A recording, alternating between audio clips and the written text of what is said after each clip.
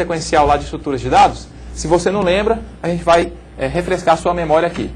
Então veja só, a busca sequencial é aquela que se você está procurando um determinado elemento em um conjunto, vai ter que pesquisar desde o início, registro por registro, até encontrar o elemento que está sendo procurado. Quando encontrar, esse elemento ele é retornado. A limitação dessa técnica é que se o registro procurado estiver no final do arquivo, pode-se perder muito tempo caso seja uma quantidade grande de registros, certo? E se o elemento procurado não estiver no conjunto, o que acontece? Aí vai ter que percorrer todo o arquivo para chegar no final e descobrir que o elemento procurado não está lá. É verdade. Então, mas esse aí nós falamos do desordenado, né? É verdade. Então existe uma solução para isso? Para a gente não ter que percorrer, por exemplo, né, se fôssemos adotar essa forma de armazenamento, ter que percorrer todos os registros e de repente não descobrir que não tem, isso para pequenas aplicações seria simples, né, Carlos? Mas para resolver um problema de um grande volume de dados, o que seria necessário? Aplicação de arquivos ordenados, que é o nosso próximo item aí, você pode acompanhar no slide, né? Os arquivos de registros, então, ordenados. Esses registros, eles serão armazenados, né, de forma baseada num critério, né, que foi definido pela técnica de armazenamento. Você vai ter um critério para organizar esses campos. E a partir desse critério que você estabeleceu para a organização, você também vai poder fazê-lo, né, utilizá-lo para a busca desses elementos de armazenamento. Um exemplo aqui do nosso sistema de armazenamento, né, seria nós estabelecermos ali um modo de organização. Né? Vejam bem ali, ó, o Arnaldo, com o seu telefone, a idade, a Gisele, o Igor, o João, a Maria. Qual foi a forma ali que nós utilizamos aqui para ordenar os arquivos? Vocês podem analisar pelos registros aqui que nós utilizamos o que é? O nome, né? Para fazer a organização. Nós utilizamos um padrão, um critério de organização. O nosso critério em nosso arquivo ordenado foi ordenar por nomes. Né, a busca em arquivos desordenados, ela é mais cara porque tem que percorrer todo o conjunto. Já nos arquivos de registros ordenados, a gente pode usar a técnica de busca binária. É aquela mesma busca binária que a gente viu na disciplina de estruturas de dados no semestre passado também. Vamos relembrar aqui? Então veja só, uma das vantagens é justamente a busca binária, a possibilidade da busca binária. Como que funciona? Lembra que divide o conjunto de dados ao meio e verifica se o elemento que está no meio do conjunto é o elemento procurado. Se não é o elemento procurado, então isola parte desse conjunto, certo? Isola parte desse conjunto e sobra a outra metade do conjunto. Divide o que sobrou no meio e verifica se é o elemento encontrado. Se é o elemento encontrado, beleza, retorna esse elemento. Então vocês podem ver que dessa maneira a quantidade de passos efetuados até encontrar o elemento que está sendo procurado é menor. Né? E se por um acaso a gente acompanhar aqui no slide e perceber que se o elemento procurado não estiver no conjunto. Ora, se ele não estiver no conjunto, não tem problema. Por quê? A qualidade desse mecanismo de busca é tão alta, é tão bom, que se ele não estiver no conjunto, em poucos passos já vai se determinar, a gente já vai descobrir que ele não está. Em nenhum caso a gente vai ter a necessidade de percorrer todo o conjunto para saber se o elemento está lá ou não. E a desvantagem desse tipo de técnica de arquivos de registros ordenados é justamente o custo da ordenação, certo? E agora nós vamos falar sobre uma técnica um pouco mais elaborada, né, Evandro? Uma técnica assim, um pouco mais consistente, vamos dizer assim. Isso mesmo. Essa técnica tem por nome, como vocês podem acompanhar no slide, hashing. Né? O que é o hashing? O hashing é um tipo de organização primária de arquivos de registro. Né?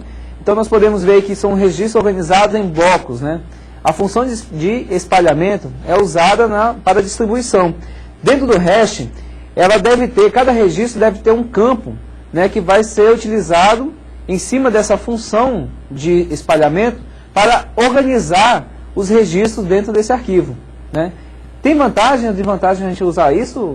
Tem sim. A grande vantagem de utilizar a técnica de hash, Evandro, é justamente a facilidade na hora de inserir e na hora de recuperar informações. Por exemplo, Você falou, né, o professor Evandro falou da função de espalhamento. Cada registro vai ter um campo que vai ser usado como chave, né, como valor de entrada para uma função de espalhamento. A função de espalhamento, ela vai direcionar cada registro para um determinado bloco. O professor Evandro comentou também que os registros são agrupados em blocos, né? A função de espalhamento, ela vai direcionar um registro para um determinado bloco disponível. O espalhamento. Existe a possibilidade de dois registros serem encaminhados para o mesmo bloco. E aí o que acontece? Aí nós temos que ver uma maneira de tratar isso, né? Isso chama colisão. Uma maneira de tratar a colisão é fazer com que cada bloco seja uma lista encadeada. Por exemplo, nós vamos mostrar aqui para vocês um exemplo, né? Um exemplo de implementação de hash em linguagem C. Então veja só, nós temos, como vocês já viram em estruturas de dados, né, a definição de uma estrutura aqui, com um campo inteiro e um ponteiro para a mesma estrutura para fazer o encadeamento, certo? A outra estrutura é a tabela hash, né? Ou seja, é o hash que também pode ser chamado de tabela de espalhamento. Então veja só, nós vamos ter aqui um vetor de itens, ou seja, cada partição, cada posição desse vetor vai ser um bloco para onde os registros podem ser enviados, para onde os registros podem ser armazenados. E cada posição desse vetor, cada bloco, é o início de uma lista ordenada, de uma lista encadeada. E aí nós temos o número de partições, o número de blocos que vai ser definido pelo usuário. Uma função de inicialização, um método de espalhamento. Nós temos aqui o método da divisão inteira, é um método largamente utilizado por ser bastante simples. Uma função para inserção. Nós temos uma função para impressão na tela. E temos aqui a função main, né, que vai mostrar o início da utilização. Então veja, o usuário ele deverá informar o número de partições, ou seja, o número de blocos que deverá estar disponível. Depois ele vai digitar valores, certo? Sempre valores maiores ou igual a zero. Quando digitar um valor menor do que zero, ele vai sair. E aí, ó, aqui nós temos, a cada valor digitado, esse valor vai ser inserido na tabela, né, na tabela de hash. E aí, essa tabela vai ser impressa aqui na tela, certo? Então, vamos acompanhar aqui. Veja só, informe o número de partições. Esse número de partições representa justamente a quantidade de blocos que deve estar disponível para que o usuário acesse. Então, em geral, né, costuma-se usar um número primo. Por exemplo, eu vou usar aqui o número 7. Beleza. Então, digite um valor. Eu vou digitar o valor 21. Certo? Nós estamos usando valores inteiros somente a título de ilustração, certo? Então, nós temos aqui na tela a tabela de espalhamento, ou a tabela hash, com 7 partições, ou 7 blocos, para os quais os registros deverão ser encaminhados de acordo com a função de espalhamento da divisão inteira. Então, o número 21 foi encaminhado para o bloco 0. Se eu digitar o valor 23, ele vai ser encaminhado para um outro bloco. Se eu digitar o valor 55, ele vai para um outro bloco, certo? Se eu digitar o valor 87, ele vai também para um determinado bloco. Se eu digitar o valor 35, ele vai para o bloco 0. Isso ilustra uma colisão, certo?